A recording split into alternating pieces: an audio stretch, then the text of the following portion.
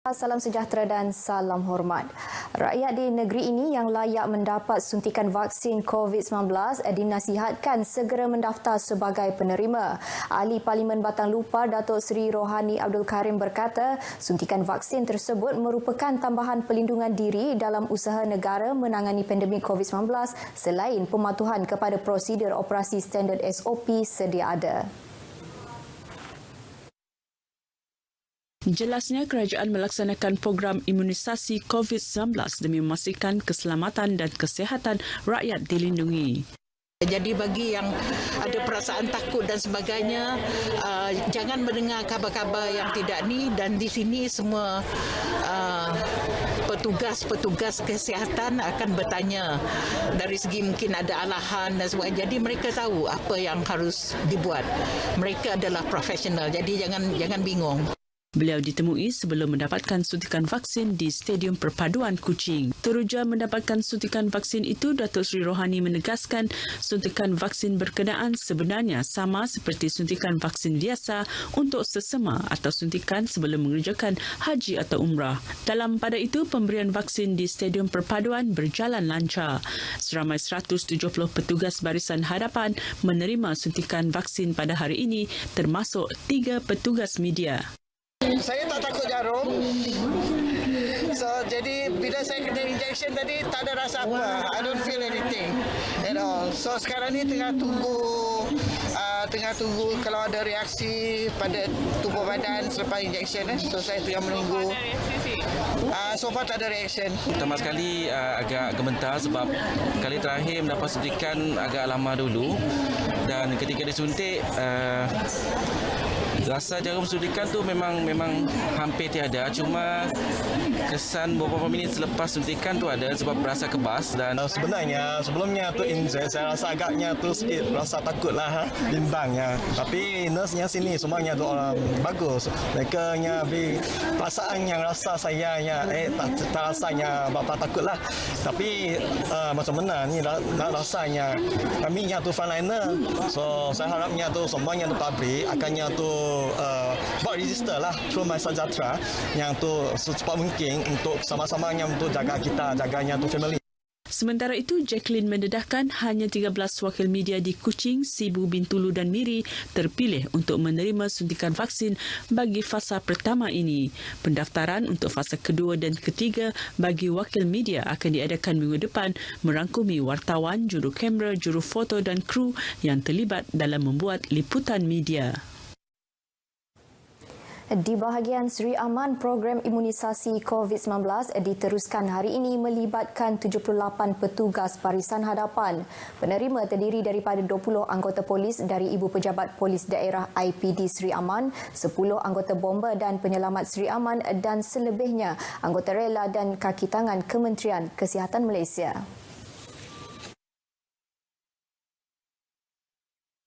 Penerima dari IPD Seri Aman diketuai Ketua Polis Daerah Seri Aman DSP Bing Kok John. Mereka merupakan kumpulan pertama daripada IPD Seri Aman menerima vaksin COVID-19.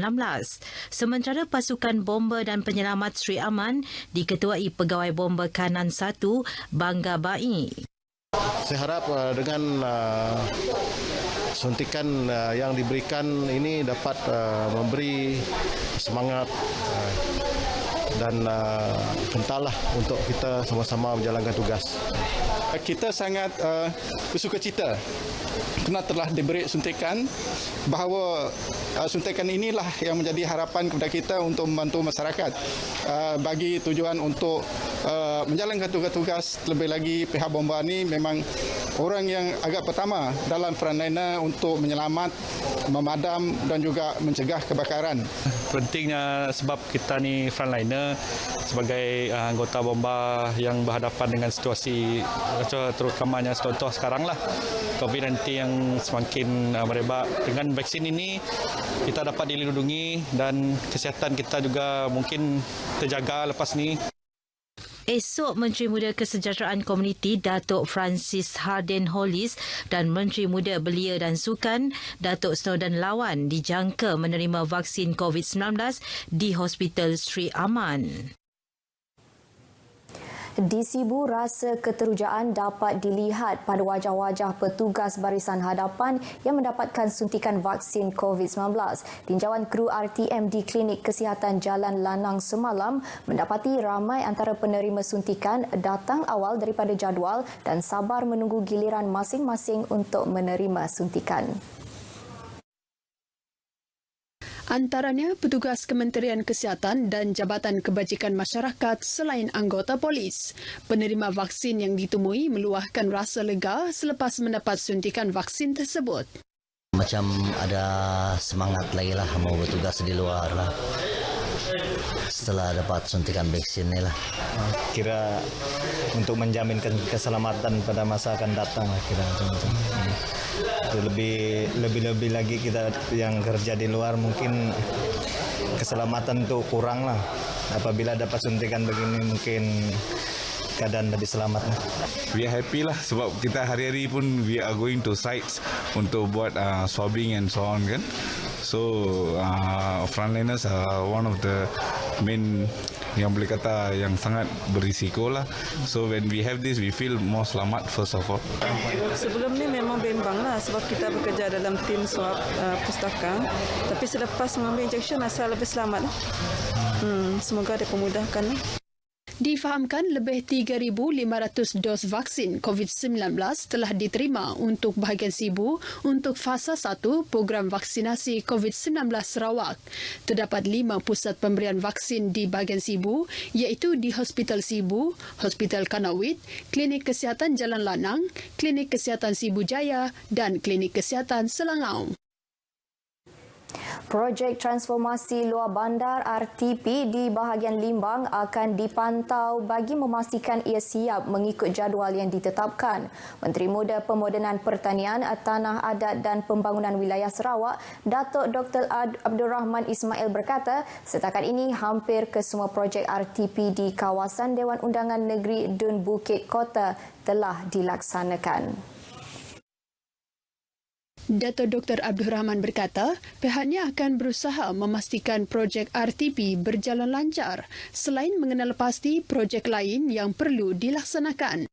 Itulah antara tujuan juga kita turun padang ini untuk mendengar apa juga permohonan tambahan lah.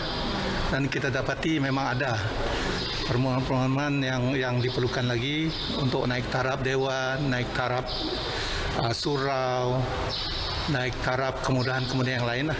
Jadi kita mengambil maklum permohonan tersebut dan insyaAllah ia akan dilaksanakan pada tahun-tahun yang akan datang.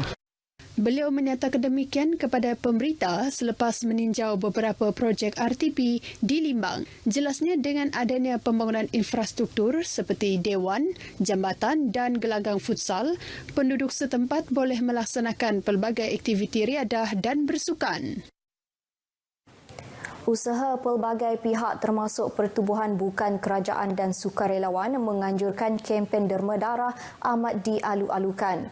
Menteri Pengangkutan Datuk Lee Kim Shin berkata, langkah itu bukan sahaja dapat menggalakkan masyarakat tampil menderma darah, malah meningkatkan kesedaran kepentingan menderma darah.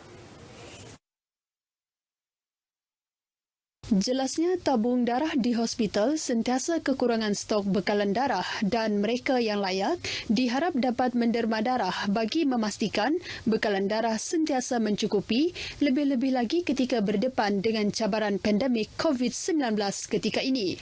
Datuk Lee ditemui pemberita bersempena kempen menderma darah dan kesedaran insuran anjuran 6 Laifa Miri di lobi Hospital Pakar KPJ Miri.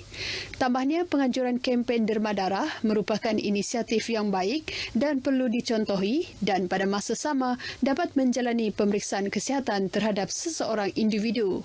Bekalan darah yang dikumpul bukan hanya keperluan untuk Hospital Miri sahaja, malah akan diagihkan kepada daerah-daerah kecil di bahagian Miri dan juga dibekalkan sehingga ke Lawas.